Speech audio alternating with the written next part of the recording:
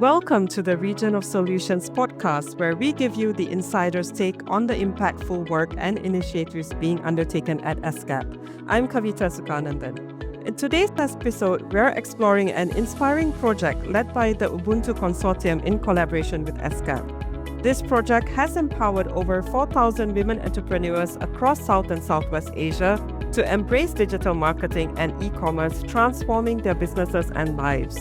What started as a goal to train 100 women entrepreneurs exceeded expectations, sparking policy changes in Bhutan and Nepal, global recognition, and cross-border women-led networks. From rural women traveling for the first time to showcase their products to governments reshaping trade policies for women entrepreneurs, this initiative is a powerful story of breaking barriers and driving gender equality. So let's dive in. To introduce the project, who better to discuss the amazing details than today's guest? Joining us today, Rajan Sudesh Ratna, the Deputy Head of ESCAP's Sub-Regional Office for South and Southwest Asia, Ratna Prabha, Founder and President of the Ubuntu Consortium, and Suvira Saxena, a project consultant. So to kick off this conversation, could you tell us a little bit about yourself and your journey? What inspired it all? Kavita and Rajan, thanks a lot for getting me onto this podcast. It's my pleasure to be here with you all. I belong to 1981 batch of the IAS, and I worked in one of the most backward districts of Karnataka, wherein some teacher had told me that wherever I work, I should work for women because there are very few women in service at that point of time. And it really struck a chord that yes, being a woman, I should do something for them. And that's how my journey with women started, and slowly with women entrepreneurs.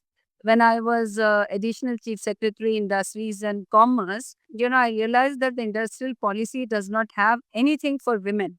And that is how we brought about for the first time a policy for women entrepreneurs, giving them an exclusive industrial area, some incentives and concessions, sending them on delegations abroad, exhibitions, etc., networking. And that is how my association with women entrepreneurs began. And the response which came from them was so wonderful, very touching, in fact. And once I retired, we had brought all these women entrepreneurs associations on a WhatsApp group. And then once I retired, they said, don't leave us, let us continue to work. And that's how the Consortium of Women Entrepreneurs Associations was registered. And interestingly, on March 8th, 2019, which was International Women's Day. And that's how the whole consortium, took shape. We have about 8 women entrepreneurs who are doing well in life. 7 of them are women entrepreneurs, and I'm one who's not an entrepreneur, but I work along with them. And Suvira, how about you? So right now I'm working as a manager at PwC, and I'm managing implementation of a scheme again on skill development, which is helping the youth enhance their employability skills. That's called National Apprenticeship Training Scheme in Ministry of Education, India. Before this, I was with UN and ESCAP and working on the project and helped women entrepreneurs develop their skills.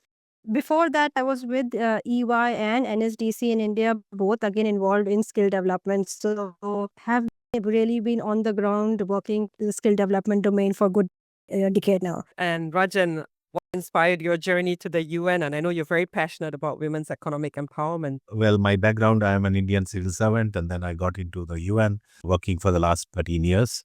In Delhi, I came in 2018, and sub-regional office has a different dimension than working in substantive division. So when I came here, we were looking for what kind of interventions to be made.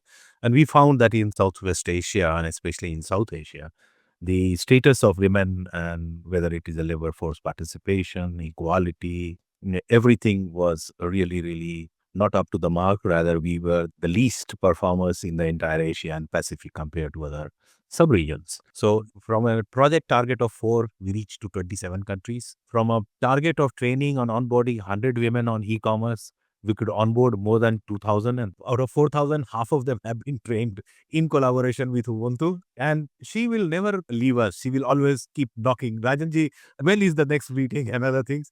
And I must admit, why I got her into this program is we did a lot of training of trainers program also with government of Sri Lanka, in India, in other countries. But the most successful training of trainers program has been with Ubuntu. And definitely, I'm an economist. Social was not my forte.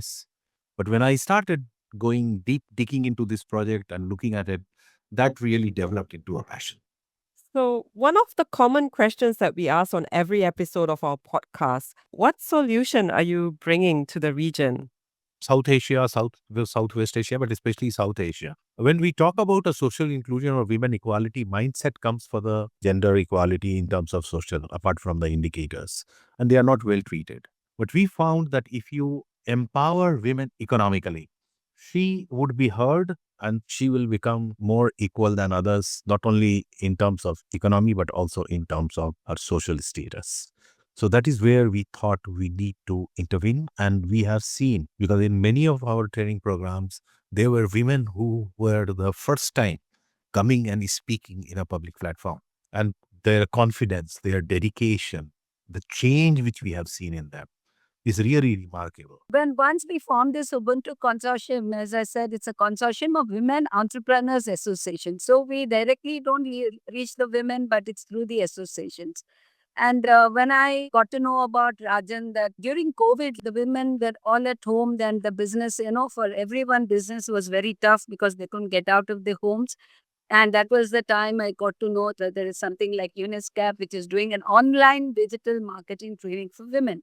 And then we got in touch with them, and then they said, send us 100 names, and we shared 100 names, out of which I think 60 of them participated.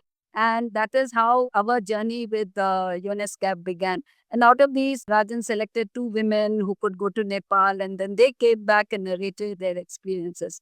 Now, you ask me, what is the outcome of this, isn't it?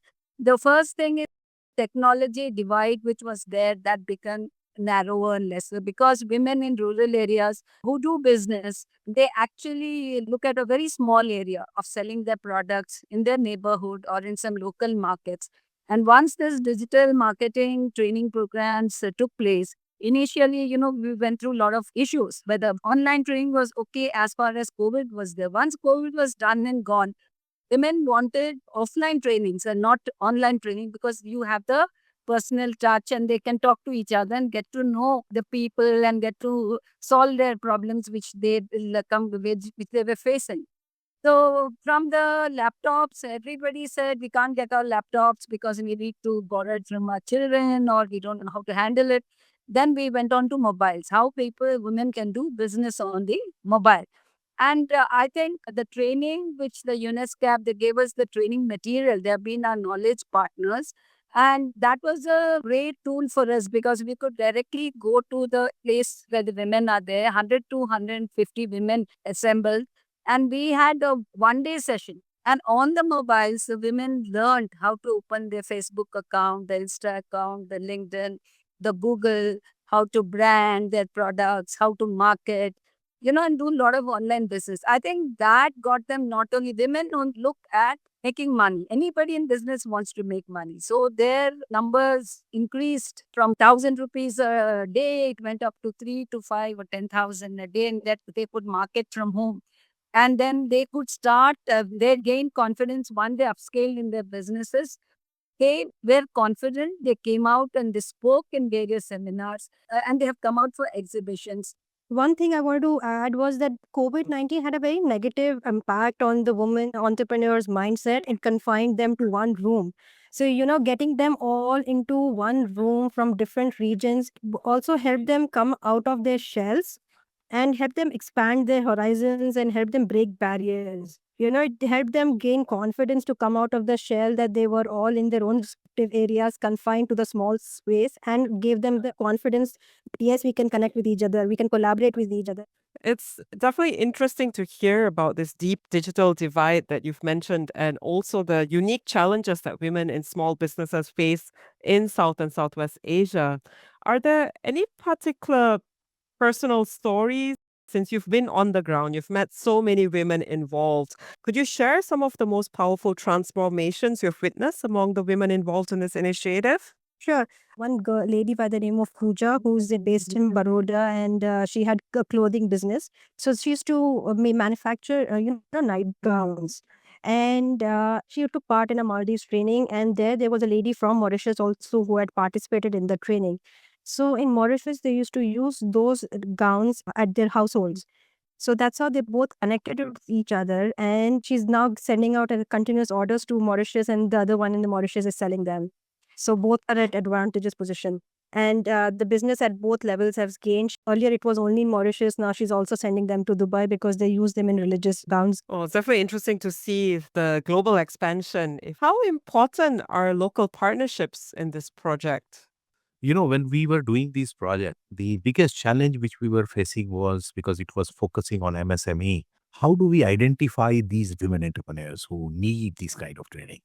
Definitely, the training cannot be for somebody who is already doing an online business, who is already doing a business of $50,000 per year or something, right? So, getting to the rural women in remote places.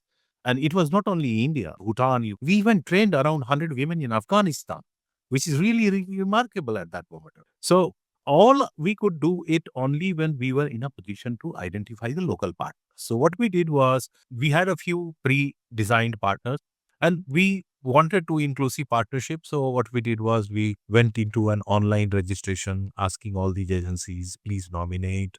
Because once they nominate, then there will be a problem, how to balance and how to get. And even from Afghanistan, we got quite a good number. Iran, Turkey, they all participated in our training programs. Now, because we are a consortium of associations, we have associations spread all over.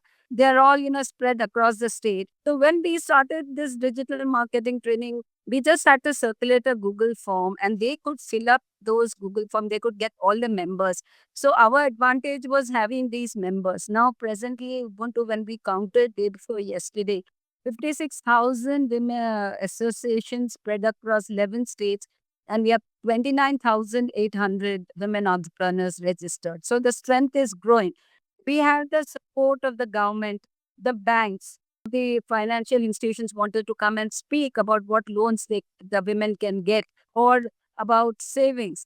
Even the stock, some people wanted to come and share with them on the stock market. They said, we want to educate the women on that.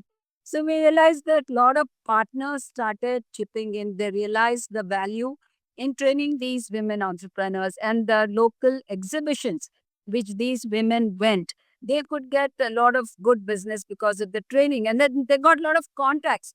And because of the contacts, because of their touch with now the digital platform, they could share mails, they could send WhatsApp messages, they could share the pictures. So a lot of good things have happened. So many success stories of women who are making very unique products but couldn't reach out to the rest of the world. Now they could because of this wonderful training program. We've seen that the conversation around gender equality and empowerment change with this initiative. I don't think it would have changed much, but definitely it has made an impact because the women in the rural areas got an opportunity to, exhibit and upscale their businesses, which was not there. Earlier, the women probably sat at home, whatever they produced during their spare time, they would probably go to a local market and sell their product or sell it in the neighborhood. But now they got an opportunity to expose their products to the entire world. And I think even if a lady gets one opportunity, she gains in confidence. The other day I met a lady, she's into furniture business, and she said she got an order from Dubai from an Indian who was looking for furniture business. So it's not just the training, but the training and the networking and the exposure they get, it has a cascading effect on these women. It's not that the women are growing, it gives us also pleasure, more pleasure than them to see the way they are growing in life and how they're learning in technology. And I always feel that the women, once an opportunity is given, they just grab it and they learn things so fast. Recently, we had the training program of trainers, again sponsored by UNESCAP. And we invited some of the women who were there in the initial training. And they were so excited and the interaction was so good. And if you help one woman empower herself, she empowers four more. So there's a ripple effect in the house. The lady is able to have better status at home. And along with that, she also helps four other household ladies who will be working with her and trying to help her, increase the business and increase the impact. If you see in terms of gender equality, in terms of number or percentage, 4,000 for South and Southwest Asia is not a number which in the statistics will bring a larger change, right? It will not change the dimension, will remain there. But what is important is the conversation and the recognition of gender equality. As you rightly said at the introduction, the Bhutanese government and Nepalese government coming to us for seeking advice on e-commerce policy was thanks to this project. Women definitely, when they get encouraged, and it's very passionate to see the change which is happening. But more passionate is to see, and more sense of satisfaction is from the fact that you see that these whatever little efforts, all these self-help groups and local associations we are doing is bringing a change in the thinking of the government, and they are now recognizing it. Thank you all for sharing these incredible stories. It's clear that empowering women, especially those who are left furthest behind, is a powerful step towards driving equality, innovation, and also lasting change in our communities. Before we wrap up, what would you like our listeners to take away from today's conversation? The women need to be given an opportunity, as I mentioned, wherever I've worked, I've seen that throw them an opportunity or throw them a chance, then they really grab it and they excel in whatever is support given to them. So women need to be supported, and as far as digital marketing is concerned, I thank ESCAP for, taking the initiative and driving this. I'll say grab any opportunity to learn. Learning never goes waste. You never know when and what circumstance may connect you with. So keep networking, keep building relations, and keep learning. If you are serious and work passionately for any target, any project, anything which you want to do in life, target is not unachievable. That reminds me of a famous couplet from an Indian poet, Dushyant Kumar. Let me read this couplet in Hindi. कौन कहता है आकाश में सुराख हो नहीं सकता? कौन कहता है आकाश में सुराख हो नहीं सकता? एक तबीयत तो पत्थर से उछाल हो जाती. In English, that if you make a serious effort and perseverance and passion, if you have these two P, nothing is impossible to achieve. It's for us as project manager, it's for women entrepreneurs who wanted to learn, is for local partners like Ubuntu. Any one of us, if we fail in our dedication and compassion, we would not have reached this stage where we have reached. Thank you. And on that note, that's all for today's episode of A Region of Solutions. A big thank you to our guests, Rajan, Suvira, and Ratnaprabha, for sharing their expertise with us. Don't forget to follow us on social media and subscribe to our podcast for more inspiring stories from ESCAP and the region. Until next time, stay curious, stay engaged, and be part of the solution for the Asia Pacific region.